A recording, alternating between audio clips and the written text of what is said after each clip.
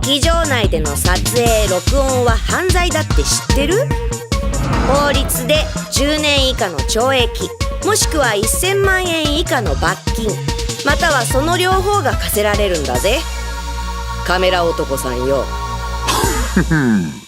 知ってるぜ。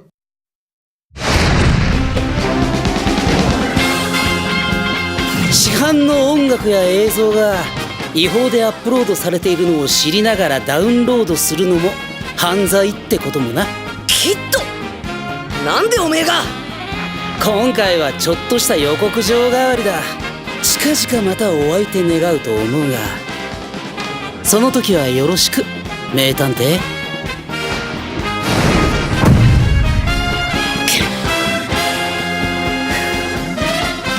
相変わらずキザな野郎だぜ。ノーモア映画泥棒。